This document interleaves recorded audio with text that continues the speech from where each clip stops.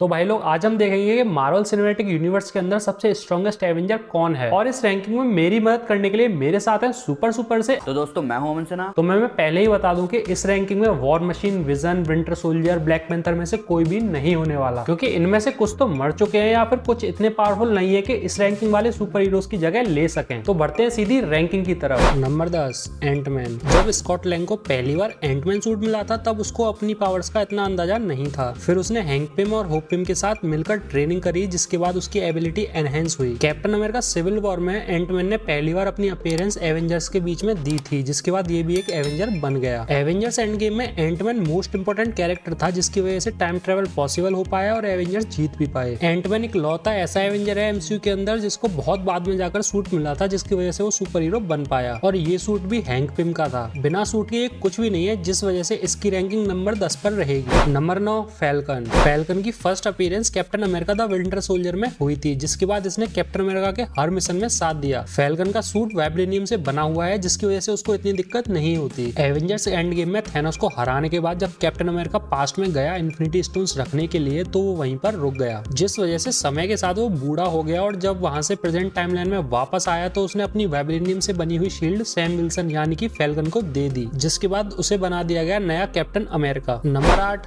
Hulk. अगर बात चल रही है स्ट्रॉन्गेस्ट एवेंजर की, तो इसमें हल्क नंबर 1 पर होना चाहिए था, क्योंकि इससे ज्यादा स्ट्रॉन्गेस्ट एवेंजर तो कोई हो ही नहीं सकता। लेकिन मार्वल सिनेमैटिक यूनिवर्स के अंदर हल्क को हर मूवी के साथ डाउनग्रेड कर दिया गया, जिस वजह से हल्क की वैल्यू थोड़ी सी कम रही। जब पहली एवेंजर आई थी तब हल्क सबसे पावरफुल था और आगे भी रहा, लेकिन जब एवेंजर्स इन्फिनिटी वॉर की शुरुआत में थैनोस ने हल्क को पेल दिया, उसके बाद हमें वो पुराना वाला हल्क देखने को मिला ही नहीं। मिला तो मिला क्या, वो चश्मुद्दीन प्रोफेसर हल्क। बाकी अब हमें थोड़ा थोड़ा लग तो रहा है कि हल्क की कोई नई मूवी आने वाली है, या तो वर्ल्ड वॉर हल्क या कोई दूसरी मूवी जिसमें हल्क का फुल पोटेंशियल दिखाया जाएगा। अगर ऐसा हुआ तो हल्क वापस से स्ट्रॉन्गेस्ट एवेंजर बन जाएगा और अपनी जगह टॉप 5 में कर लेगा। Number 7 iron man. वैसे मैंने इस रैंकिंग में उन सुपर हीरोज को नहीं लिया जो मर चुके हैं या फिर जिनकी पावर्स थोड़ी सी कम है इस रैंकिंग वाले सुपर हीरोज से, लेकिन आयरन मैन को छोड़ना भी कोई सही रीजन नहीं था, क्योंकि देखा जाए तो आयरन मैन ही था जिसने हमेशा सारे पावरफुल विलन से टक्कर ली है और हर बार एवेंजर्स को जिताया भी है। टोनी स्टार्क ने अपनी हर मिस्टेक से कुछ ना कुछ सीखा है या फिर कुछ ना कुछ नया इनोवेशन किया है, जैसे कि स्पीड कम होने की वजह से उसने अपने सूट में बस्टर्स लगाए। उसे पता था हल्क बेकाबू हो जाएगा एक दिन, जिस वजह से उसने हल्क बस्टर सूट भी बनाया था। उसका दोस्त रोडी जब आसमान से गिरा था तो उसने स्पाइडरमैन सूट में भी पैरासूट लगाया और ना जाने कितने सारे इनोवेशन किए थे। और एवेंजर्स एंड गेम में थैनोस को हराकर स्नैप करके सबको बचाया भी था। टोनी स्टार्क के लिए भाई 1 लाख तो बनता है। Number 6 Spiderman. स्पाइडरमैन को एवेंजर्स टीम में लाने वाला आयरन मैन ही था। जिस विंटर सोल्जर ने अपने वाइब्रेनियम आर्म से सबको परेशान कर दिया था, उस विंटर सोल्जर के आर्म को स्पाइडरमैन ने अपने एक हाथ से ही रोक लिया। स्पाइडरमैन भले ही एक बच्चा हो, लेकिन इसकी स्ट्रेंथ और ड्यूरेबिलिटी की वजह से एक स्ट्रॉन्गेस्ट एवेंजर है। आयरन मैन के नैनोटेक सूट की मदद से इसकी स्किल्स, इसके स्पाइडर सेंस के रिफ्लेक्सेस काफी फास्ट हो जाते हैं। स्पाइडरमैन नो वे होम में अपने वाले पीटर पार्कर को बिल्कुल नहीं पता था बाकी यूनिवर्स के विलन्स के बारे में, और ना उसको कोई आइडिया था कि वो कैसे अटैक करेंगे उस पर। लेकिन फिर भी एमसीयू वाले स्पाइडरमैन ने सारे विलन्स को आराम से टैकल कर लिया बिना किसी तैयारी के। Number 5 captain America. इस रैंकिंग से काफी सुपर हीरोज को हटाने के बाद भी इस रैंकिंग में कैप्टन अमेरिका है, क्योंकि सुपर सोल्जर सीरम के बाद कैप्टन अमेरिका नॉर्मल इंसान से कई गुना ज्यादा पावरफुल बन गया। उसके पास एनहेंस्ड सेंसेस भी हैं और उसकी बॉडी काफी जल्दी हील भी हो सकती है। कैप्टन अमेरिका के पास एक वाइब्रेनियम शील्ड भी है, जिसकी वजह से वो खुद को प्रोटेक्ट कर सकता है और उसी शील्ड से अटैक भी कर सकता है। कैप्टन अमेरिका एक लौता ऐसा ह्यूमन एवेंजर है जो थॉर के हथौड़े म्यूनिर को उठा पाया था। Captain America hand to hand combat में भी काफी फास्ट है। इसने आयरन मैन को भी बहुत तगड़ी टक्कर दी थी हैंड टू हैंड कॉम्बैट में। कैप्टन अमेरिका की मेन पावर है उसकी विल पावर, जिसकी वजह से वो किसी के आगे नहीं झुकता और एवेंजर्स एंड गेम में भी थैनोस की पूरी आर्मी के सामने अकेला ही चल दिया था। कैप्टन अमेरिका स्पाइडरमैन से आगे इसलिए है क्योंकि स्पाइडरमैन में इतनी स्ट्रेंथ होने के बाद भी कैप्टन अमेरिका ने उसको आराम से ट्रिक करके फंसा दिया था कैप्टन अमेरिका सिविल वॉर में। मैंने कैप्टन अमेरिका को म्यूनिर और शील्ड के साथ इस लिस्ट में कंसीडर किया है, जिस वजह से वो इस रैंकिंग में नंबर 5 पर आ गया। Number 4 Doctor strange.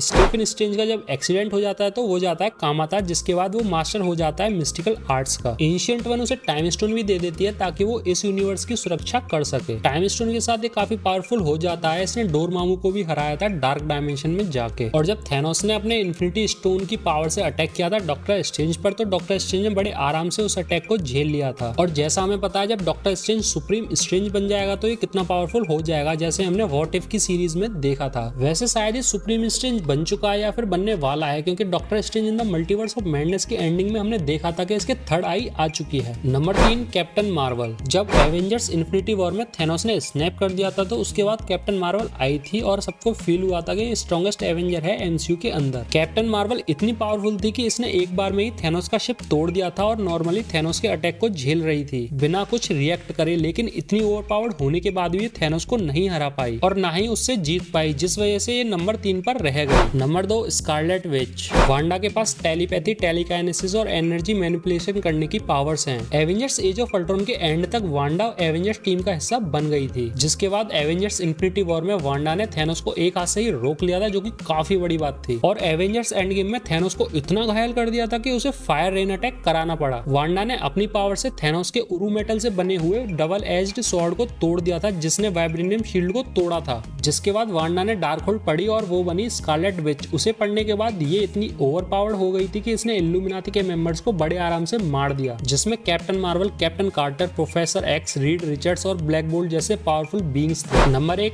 Thor. Strongest Avenger की हमेशा कंट्रोवर्सी रही है। कभी हल्क स्ट्रॉन्गेस्ट एवेंजर हुआ करता था, कभी आयरन मैन तो कभी कैप्टन अमेरिका। लेकिन टाइम के साथ साथ सभी सुपर हीरोज की पावर एनहेंस हुई और सबके पास अपने अपने यूनिक वेपन्स आए। एवेंजर्स इन्फिनिटी वॉर में जब थॉर ने थैनोस को अपने स्टॉर्म ब्रेकर से एक झटके में मार दिया था तो उस टाइम थॉर से स्ट्रॉन्गेस्ट एवेंजर कोई नहीं था। लेकिन जब कैप्टन मार्वल आई तो उसे स्ट्रॉन्गेस्ट एवेंजर बना दिया गया। लेकिन जैसा हमें पता है, कैप्टन मार्वल थैनोस को टक्कर नहीं दे पाई थी जितनी थॉर ने दी थी इन्फिनिटी वॉर में। थॉर एक गॉड है और वो गॉड की पावर समन करता है, जिसकी वजह से वो एक इमॉर्टल कैरेक्टर बन जाता है और स्ट्रॉन्गेस्ट भी। वैसे तुम्हारे हिसाब से स्ट्रॉन्गेस्ट एवेंजर कौन है, हमें कमेंट में जरूर बताना। और अगर तुम्हें ये रैंकिंग अच्छी लगी हो तो वीडियो को लाइक जरूर कर देना। वैसे क्या तुम्हें पता है जब कैप्टन अमेरिका पास्ट में गया था इन्फिनिटी स्टोन्स रखने तो उसके साथ क्या क्या हुआ था? अगर नहीं पता तो इस वाली वीडियो को जरूर देख लेना। और ऐसे ही मार्वल से रिलेटेड सुपर कंटेंट देखने के लिए इस चैनल को सब्सक्राइब जरूर कर लेना। तब तक के लिए मिलते हैं अगली वीडियो में। Tata bye bye.